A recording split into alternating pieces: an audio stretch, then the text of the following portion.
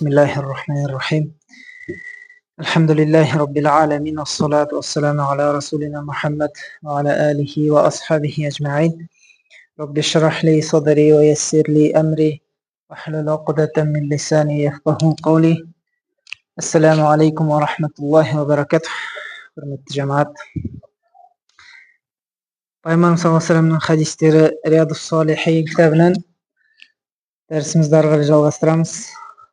Алдыңғы сабақта тәубе жайлы айтқанбыз да. Енді бүгін бабус сабр, сабыр бабы туралы айтамыз да. Бұл сабыр деген әр мұсылманның, әр адамның бойында табылу керек қасиеттердің бірі. Сабыр деген мағынасы өзі қазақшадан да белгілі ғой. Сабыр ету, өз-өзін ұстау, ұстамдылық дегенді білдіреді да.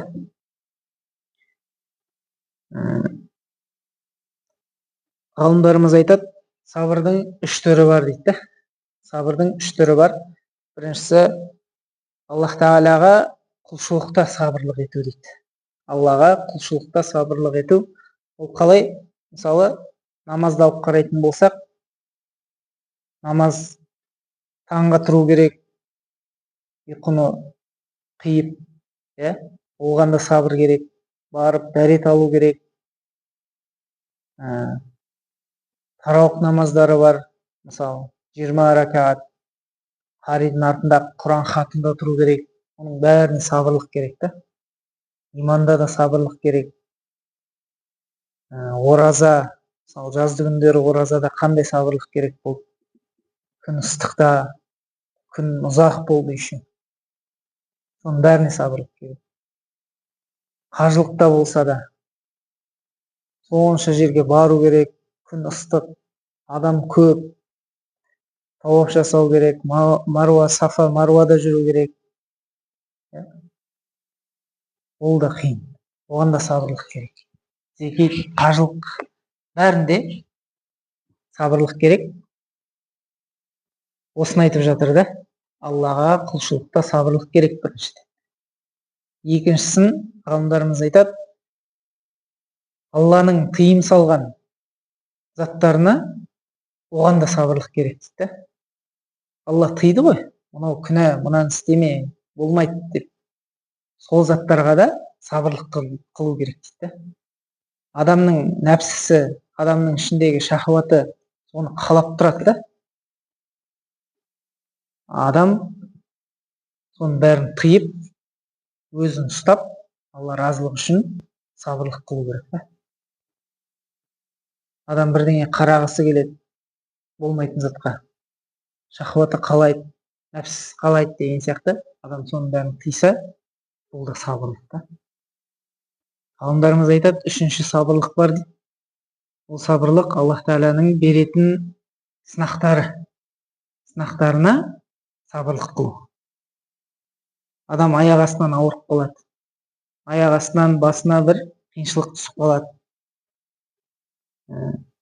Жұмысында бір түсінбеушіліктер болады. Жұмысынан бір қиыншылықтар болып қалады. Аяқ астынан. Соның бәріне сабырлық қылу. Осы үш топқа бөліп қарастырған дейді, бұл сабырлықты ғалымдарымыз. Енді Аллах Тағала Құранда айтады, Қала Аллаху Тағала, Астағиду билла, я юхалладина аману спиру ва сабиру.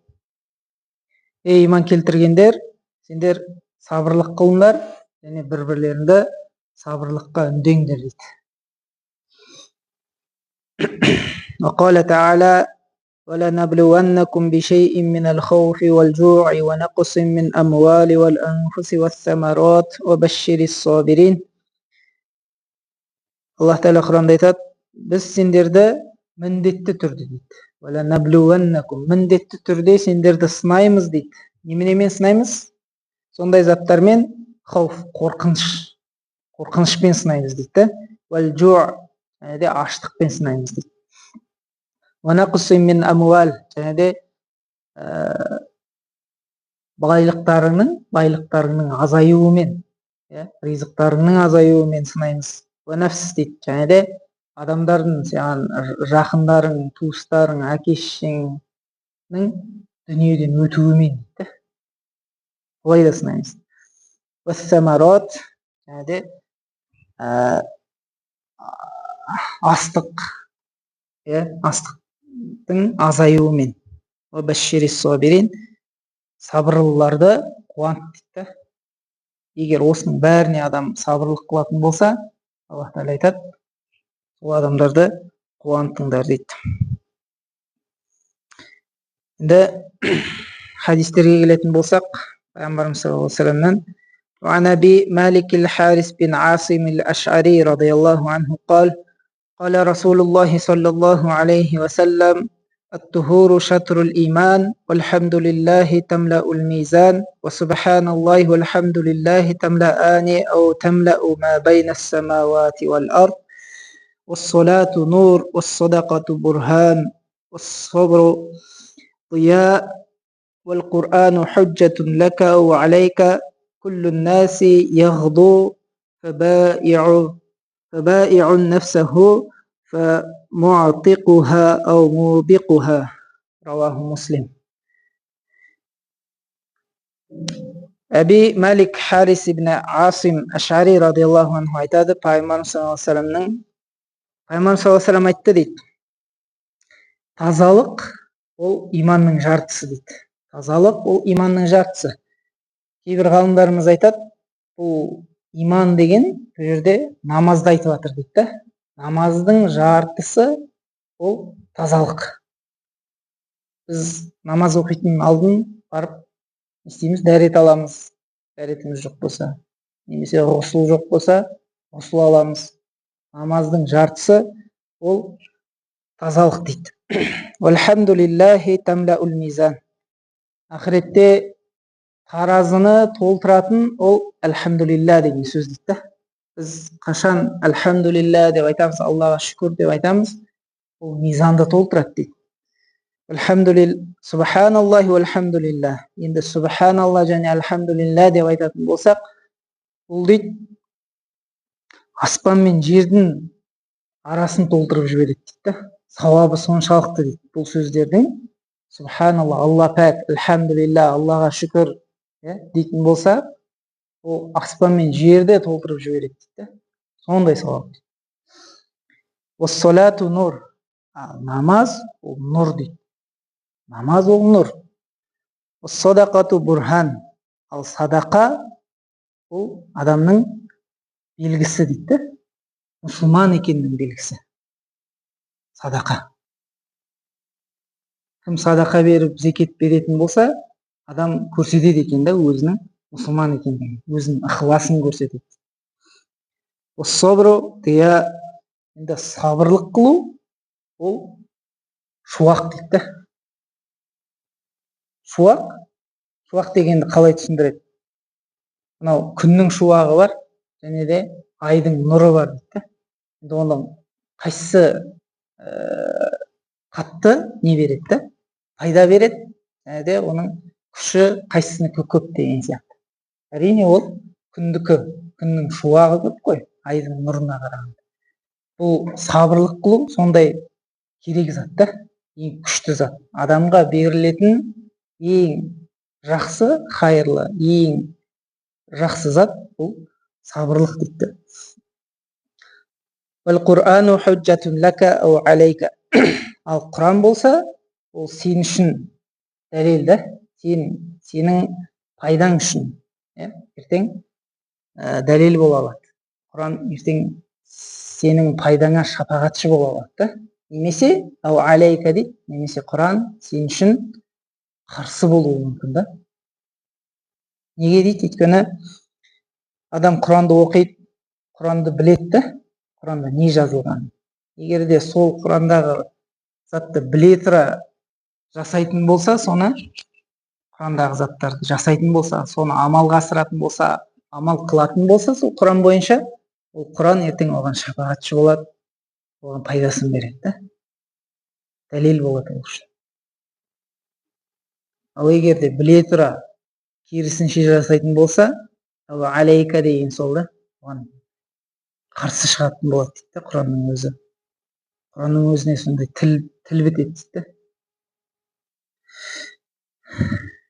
Күллүн наси яғду, барлық адам, қай адам болмасын, таңертең тұрған кезде, таңертең тұрады, иә? Фабайун нафсаху фамуатиқуха ау мубиқуха. Адам не жақсылық жасап, таңертең тұрғаннан кейін сол күнін не жақсылық жасауымен жәннатқа қарай апаратын себеп жасайды да, жолын өзі жасайды. Немесе тағы бір адамдар болады, олар күнін күнәмен өткізіп, ол тозаққа қарай өзінің жолын жасайды дейді, себебін. Тозаққа бару жолдың себебін жасайды.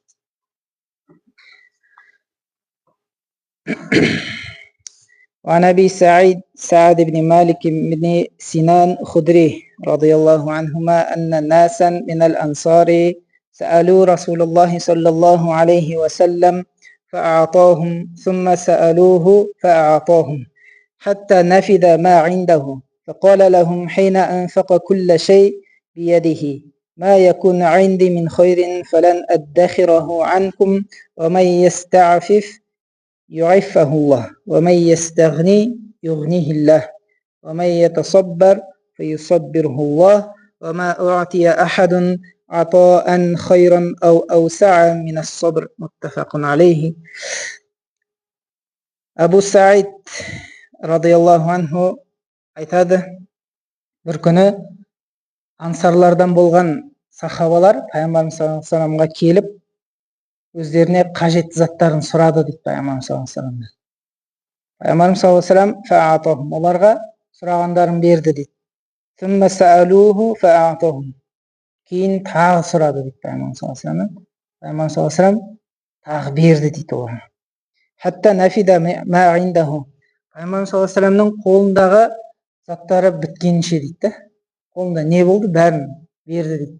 Ол зекеттен келген, садақадан келген, басқа да заттар болуы мүмкін. Пайғамбар саллаллаху алейхи вассалам соның бәрін таратып берді дейді. Фақала лахум хина анфақа кулла шей биядихи, қолындағы барлық затты таратып бергеннен кейін айтты дейді. Ма якун инди мин хайрин фалан аддахираху анкум, менде қандай да бір жақсылық болатын болса, менің қолымда қандай да бір жақсылық болатын болса, мен сендерден ешқандай аямаймын, бәрін берем деді. Бәрін сендерге таратып берем. Бірақ деп жатыр да, бірақ. Бұның айтып жатқан себебін, мен сендерден ештеңені сараңдық қылып тұрған жоқпын, бергім келмей тұрған жоқ. Бірақ деп жатыр да, ары қарай насихаттап жатыр пайғамбар саллаллаху алейхи вассалам, түсіндіріп жатыр да. Бірақ фақала лахум ва ман ястафиф юаффихаллах, егер адам өзінде бір мұқтаждық болған кезде адамдарға сұрана бермей, адамдардан барып тілей бермей, егер де өз-өзін ұстайтын болса, сабырлық туралы айтып жатырмыз ғой. Сабырлық қылып адамдардан сұрамайтын болса дейді, мұқтаждығын, Аллах Тағала оған жаңағы мұқтаждығын беріп қояды дейді. Аллах Тағала өзі береді дейді, егер адам өзін ұстайтын болса.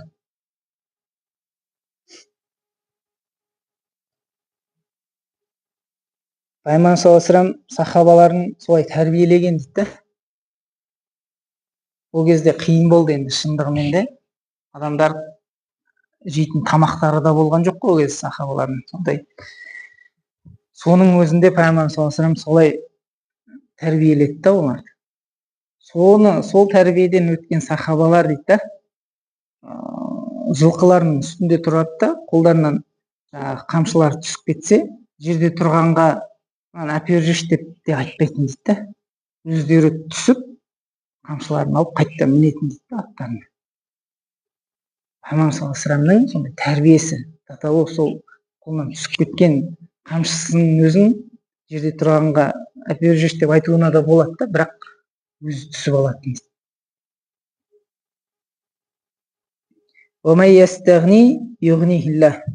Ал кім адамдардан мұқтаж болмайтын болса, адамдарға мұқтаж болмайтын болса, Аллах Тағала оның мұқтаждығының бәрін шешіп береді дейді.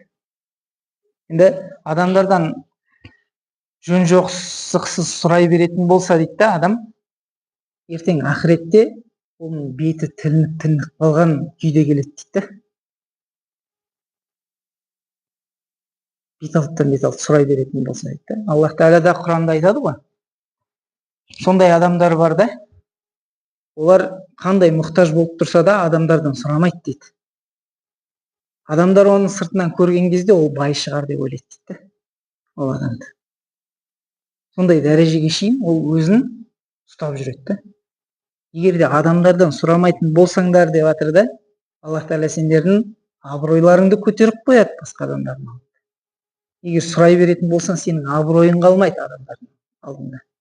Неге? Өйткені адамдардан қашанғы сұрайсың, олар уже шаршайды да сенен. Және де абыройың да түсе береді. Егер ол